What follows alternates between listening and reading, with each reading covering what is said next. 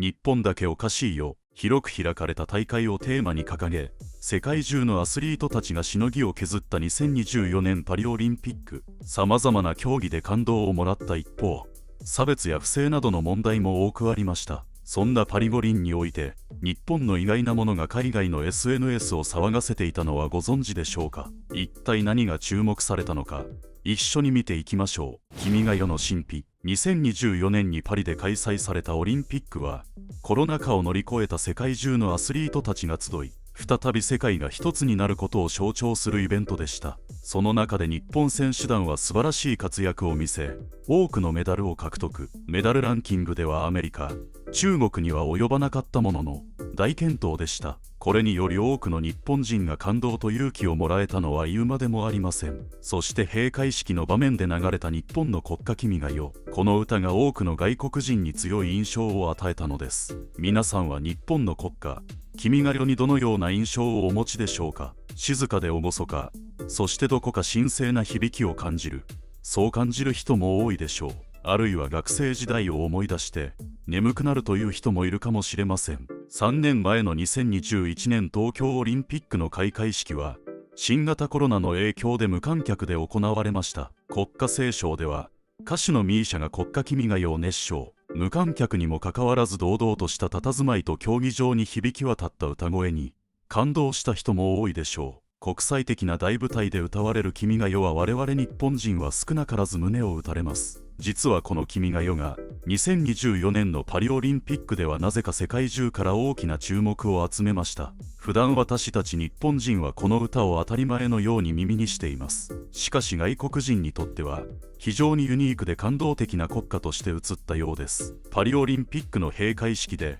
日本選手団が堂々と入場する中、会場に響き渡った君が代。その瞬間多くの外国人が静かで神秘的なメロディに耳を傾け、SNS では感動の声が相次ぎました。どうして日本の国歌はこれほどまでに心を打ったのでしょう。そこには君が代に隠された多くの歴史やその歌詞に込められた深い意味を知る必要があります。閉会式の後、SNS では君が代について多くのコメントが投稿されました。日本の国歌は他の国とは全く違う穏やかで平和を感じるメロディに感動したよ。君が代の歌詞には深い意味が込められていると聞いたわ。一体どんな意味があるのかしら。日本の国歌がこれほどまでに注目されるのは私たち日本人にとっても驚きです。なぜ君が代がこれほどまでに感動を呼んだのか、その理由を探るためにまずは君が代の歴史について見ていきましょう。国歌ではない国歌、君が代の歌詞の起源はなんと1000年以上も前に遡ります。平安時代初期に作られた古今和歌集。その中には天皇や貴族の長寿を祝う和歌が数多く収められています。その中に我が君は千代にや千代にという一節があり、これが君が代の元となりました。しかし誰が読んだものかは分かっていないため、大知らず読み人知らずと言われています。当時この和歌は貴族たちの宴席や祝賀の席で朗唱されるものでした。国家の安泰と長寿を願い、祝いの席では特に好まれていたようです。特に千代にや千代にという表現は非常に長い年月を表す言葉として読まれました。それが小石が大きな岩になり、その岩に苔が生えるまでという時間の流れを象徴しています。このように時間の無限性と安定を象徴するこの和歌がやがて君が代の歌詞として定着していったのです。しかし私たちが知っている現在の君が代の形になるまでにはまだまだ時間がかかりました。平安時代から鎌倉時代にかけてこの和歌は少しずつ形を変え伝えられていきます。そして江戸時代に入ると祝宴の席などで歌われるようになり、次第に民衆の間にも広がっていきました。明治時代に日本が近代国家としての道を歩み始めた頃、この君が代が正式に国家としての役割を持つようになります。当時明治政府は新しい国家体制を整えるため西洋の文化や制度を積極的に取り入れていました。その中で軍楽隊の重要性に気づいた陸軍大臣の大山巌はイギリスから音楽家ジョン・ウィリアム・フェントンを招き、君が代を含む新しい国歌の作曲を依頼しました。フェントンははじめ日本の古来の旋律に基づいた荘厳なメロディを作曲しました。しかしこれは当時の日本人には馴染まず、評判は芳しくありません。そこで1880年に宮内省の学士であった林広盛が新たに現在のメロディを作曲しました。このメロディはドイツ人音楽教師フランツ・エッケルトによってさらに洗練され、私たちが今日知っている君が代の形となったのです。1888年にこの新しい君が代は明治天皇の前で初めて公的に演奏されました。これが日本の国歌としての君が代の歴史の始まりとなります。その後日清戦争や日露戦争の時代を経て、君が代は日本国民に広く親しまれるようになり、国歌としての地位を確立していきました。しかし君が代の歴史は決して平坦なものではなかったのです。特に第二次世界大戦後、君が代はその存在意義を問われることとなります。戦前、戦中において君が代は軍国主義の象徴として広く使われました。そのため戦後の日本では君が代が新しい民主国家の象徴としてふさわしいのかどうかが議論されるようになります。1945年の敗戦後、日本は新しい憲法を制定し、天皇は日本国及び日本国民統合の象徴とされました。この新しい国家体制の下で君が代はその存在意義を見直されることとなります。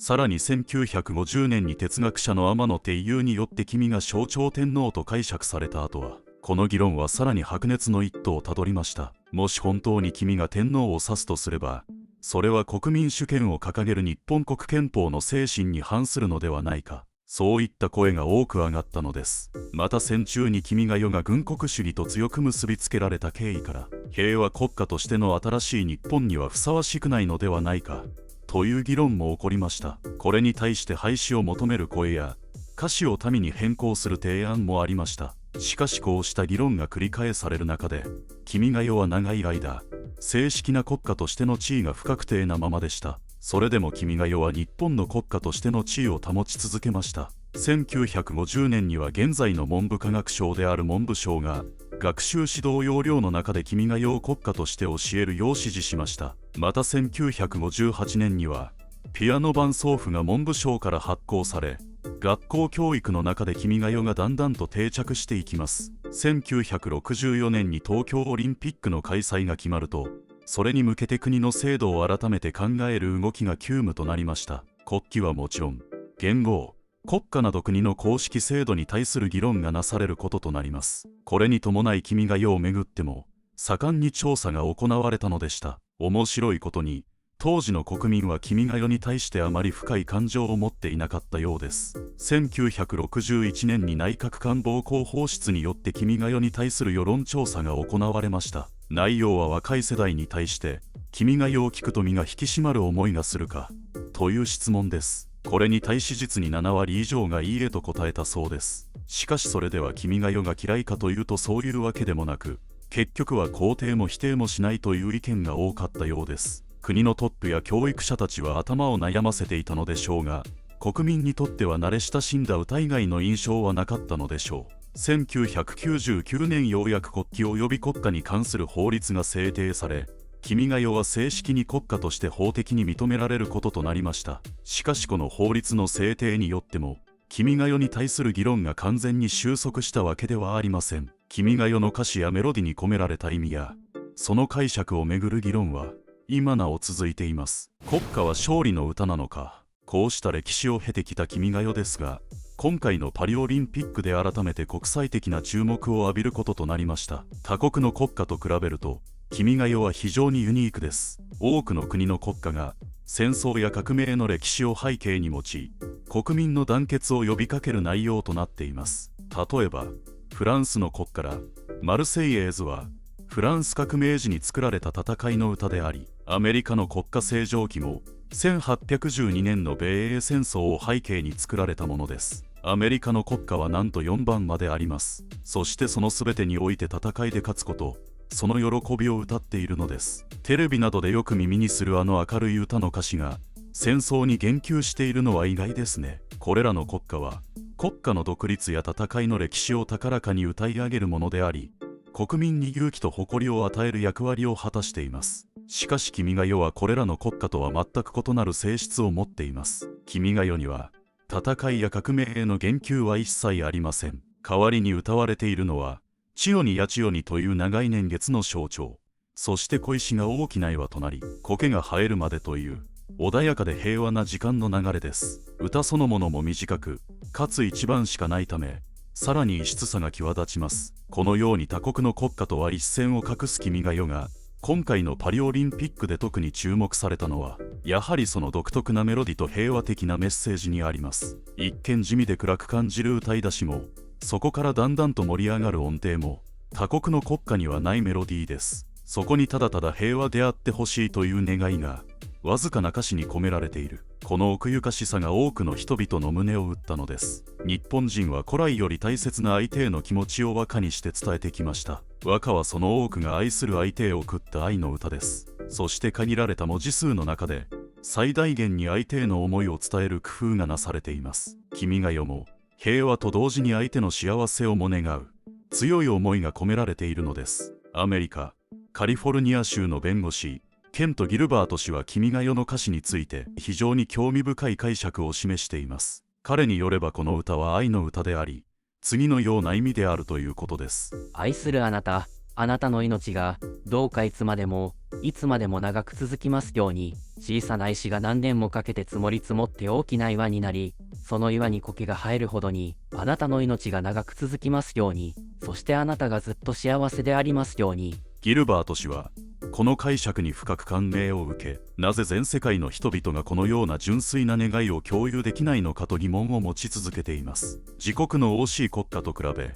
なんと穏やかで優しい歌なのか。戦って手に入れた幸せを称えるのではなく、ただただ悠久の幸せを願う歌であると理解し、感動の嵐が巻き起こりました。 SNS 上では次のようなコメントが寄せられています。日本の国歌は他国の戦争を歌う国歌とは全く違う、平和と永続を願う素晴らしい歌だ。君が代の歌詞には愛する人の幸せを願う気持ちが込められているのではないかしら。さらには君が代のメロディ自体も多くの人々に深い印象を与えています。メロディはシンプルで静か、むしろ華やかさがなく素朴な印象を与えられる。しかしそれがかえって心に響くという不思議な感覚に多くの人が心を打たれました。このような反応は他国の国家が持つ力強さや劇場とは異なる日本独自の美しさが国際的に評価されている証拠と言えるでしょう。このように君が代は単なる国家としての役割を超え、日本の長い歴史と文化を象徴する重要な存在です。その歌詞に込められた意味や